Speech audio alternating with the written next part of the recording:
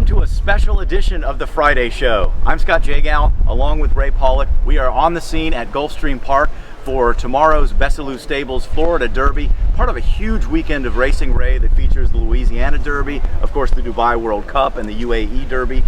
The weather here could not be more perfect.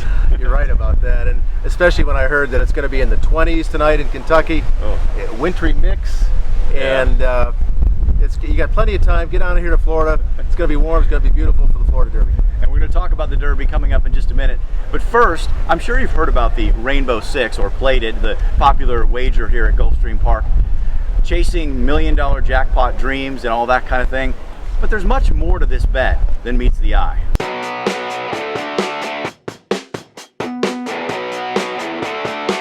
When the Rainbow Six launched in 2011, many horse players were leery of the new wager. Some veteran handicappers called it a sucker's bet. But the ranks of the skeptics have thinned considerably. With its 20-cent increment and chance for large payouts, unlike a traditional pick six, it's a pretty good bet for the little guy. I think the major influence is people are starting to realize you don't need to invest $3,000, $5,000, $10,000 like the syndicates do. People are hitting it for short money. People have hit this thing for under $100 at different times for big money. So everybody can play and everybody can afford to play. The effective takeout of the Rainbow Six is still high when you consider the money that comes back to bettors if there's no single winning ticket.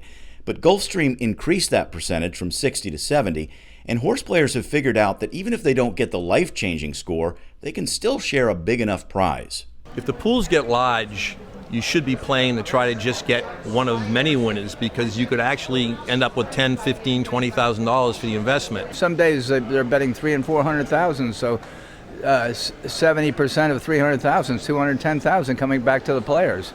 Not bad. The success of the Rainbow Six also depends on the track's ability to offer large competitive fields.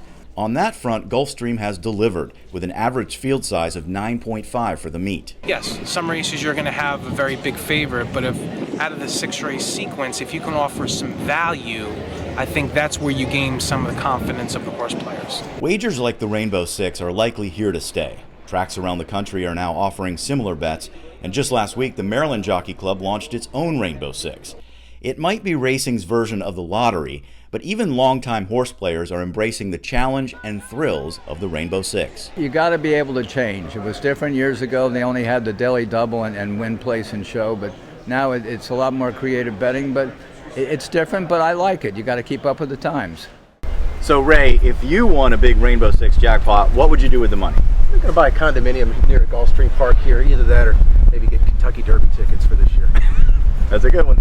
All right, Florida Derby. Upstart is the favorite.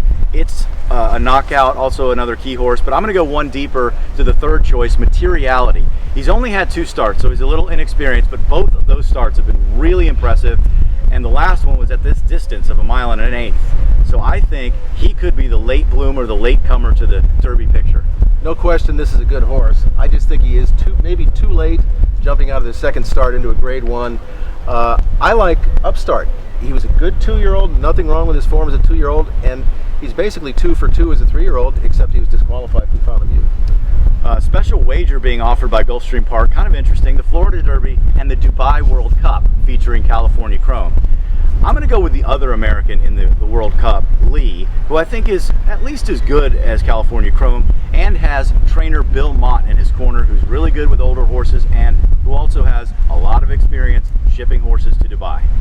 Well, if an American horse wins, in my opinion, it will be Lee, but I'm going with Hoku Teramai, the Japanese horse, 15 for 29 lifetime. This is a really good horse. Japanese horses can compete with anybody, anywhere.